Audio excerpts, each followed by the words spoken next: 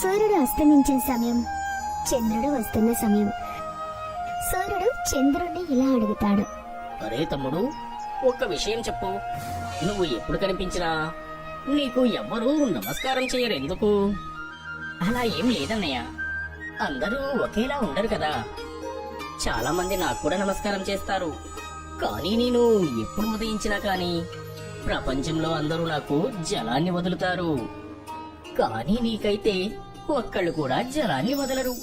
సూర్యుడు ఇంకా చందమామ మాటలను బేలాపూర్ గ్రామం ప్రజలు వింటూ ఉంటారు. అప్పుడు ఒక వ్యక్తి ఇలా అంటాడు. మేము కేవలం సూర్యుని మాత్రమే భగవంతుడిగా పూజిస్తాం. చంద్రుడు మా దృష్టిలోని భగవంతుడే కాదు. లేదు, అలా ఏం లేదు. మనం చంద్రుణ్ణి కూడా భగవంతుల్లా అనుకోవాలి. సూర్యుడైతే మాకు వెలుగునిస్తాడు, ఎండనిస్తాడు, కానీ చంద్రుడు మనకేమిస్తాడు? ప్రతి ఒక్కరి పని వేరువేరుగా ఉంటుంది. చందమామ మనకి రాత్రి వెలుగుని ఇస్తాడు. అరే, కానీ ఆ వెలుగుని మనం ఏం చేసుకుంటాము? రాత్రిపూట మనం పడుకునే ఉంటాం కదా. మనకి రాత్రి వెలుగు అసలే అవసరం లేదు. కానీ చంద్రుడు ఉండడం కూడా అవసరమే. మనకసలు చంద్రుడే అవసరం లేదు. ఒకవేళ మనకు చంద్రుడు లేకపోయినా మన జీవితంలోని ఎలాంటి మార్పు ఉండదు. అతను ఉన్నా లేకపోయినా మనకి ఏం తేడా ఉండదు. ఆ వ్యక్తి ఇంకా మహిళ మాటలు ఇద్దరు సూర్యచంద్రులు వింటూ ఉంటారు. ఆ మాటలు విని సూర్యుడు ఆనందిస్తాడు, ఇంకా చంద్రుడు కాస్త బాధపడతాడు. సూర్యుడు చందమామతో ఇలా అంటాడు. చూసావా, బేలాపూర్ ప్రజలు నన్నే భగవంతుడిగా పూజిస్తున్నారు. ఇంకా నిన్ను ఏమీ అనుకోవడం లేదు. నీకు పూజలు కూడా ఎవ్వరూ చేయరు. కానీ నేను కూడా వీళ్ళకి వెలుగు ఇస్తాను. నేను లేకపోతే వీళ్ళ జీవితాలు అస్తవ్యస్తమవుతాయి. నా అవసరం కూడా ఉంది.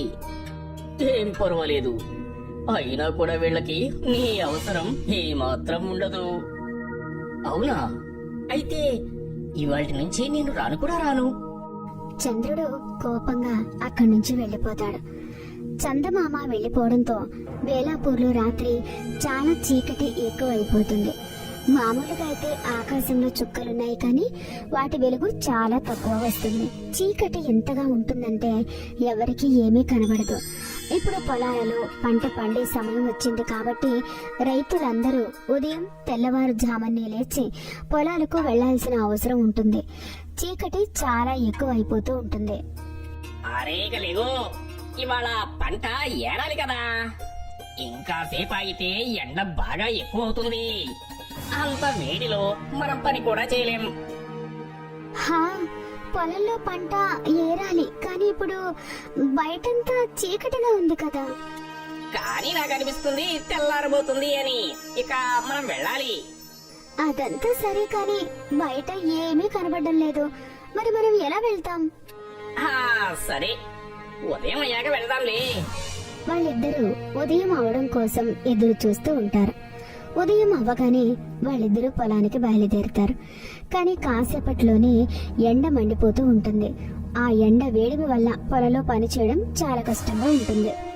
అబ్బా, చాలా వేడిగా ఉంది కదా, ఇప్పుడు ఇంటికి వెళ్దాం. రేపు త్వరగా వచ్చేద్దాం.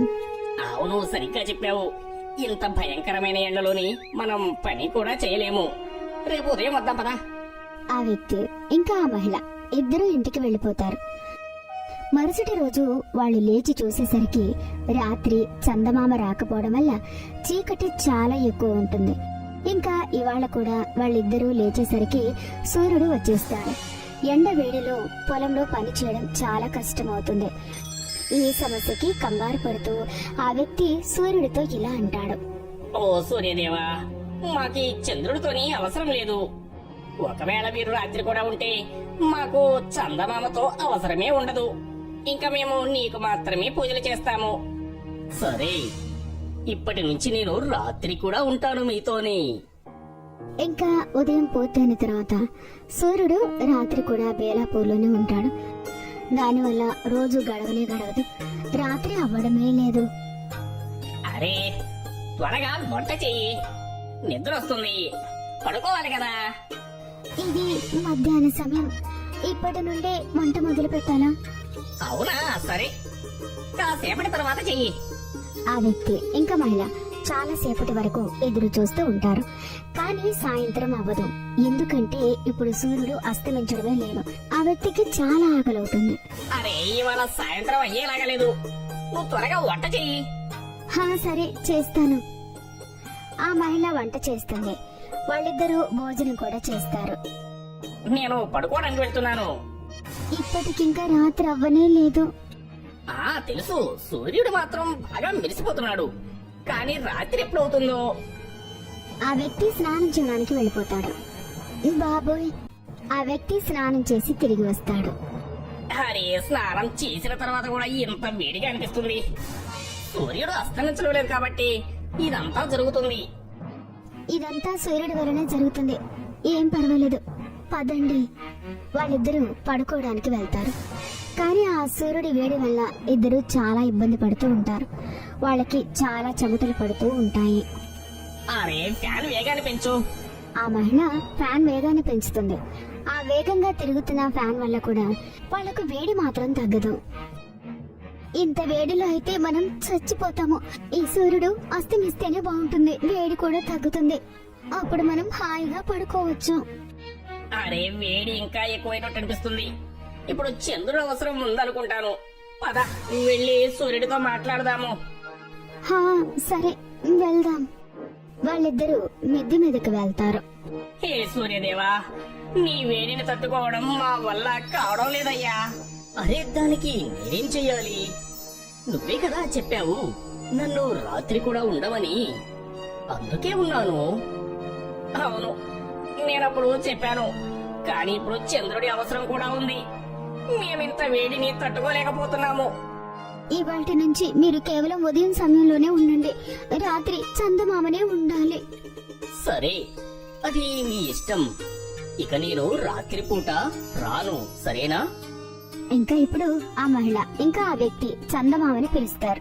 ఓ చంద్రదేవా, నేను తప్పు చేశాను, నన్ను క్షమించండి. మాకు మీ అవసరం కూడా ఉంది. హే చంద్రదేవ, మీరు మళ్ళీ తిరిగి రండి. ఎలా అయితే ఉదయం పూట సూర్యుడు అవసరం ఉంటుందో రాత్రి సమయంలో చందమామ అవసరం కూడా ఉంటుంది. వాళ్ళిద్దరూ పిలిచేసరికి చందమామ తిరిగి వస్తాడు. చందమామను చూసి వాళ్ళిద్దరూ చాలా ఆనందపడతారు. ఇంకా నమస్కారం చేస్తారు. హే చంద్రదేవ, మేము ఎప్పుడూ సూర్యుడికి ఎలా అయితే జలాన్ని సమర్పించి అతన్ని ఆహ్వానిస్తాము, అలాగే ఇవాళ నుంచి మేము మిమ్మల్ని కూడా అలానే ఆహ్వానిస్తాము. ఒకవేళ మీకు నా అవసరం కూడా ఉంది అంటే నేను మీకు వెలుగుని ఇస్తూనే ఉంటాను. తమ్ముడు నన్ను క్షమించు. నాలానే జనానికి నీ అవసరం కూడా ఉంది. నేను ఉదయం ఉదయించే సూర్యుడైతే నువ్వు రాత్రి ఉదయించే సూర్యుడివి. సూర్యుడు అస్తమిస్తాడు, చీకటి అవుతూ ఉంటుంది. అప్పుడు చందమామ 4 దిక్కుల తన అందమైన వెలుగుని పంచుతుంది. ఆ వ్యక్తి ఇంకా మహిళ ఇద్దరూ కలిసి చందమామకి ప్రణామాలు చెప్తారు. ఇంకా ఆయన్ని ఆహ్వానిస్తారు. ఆ తర్వాత వాళ్ళిద్దరూ హాయిగా నిద్రపోతారు.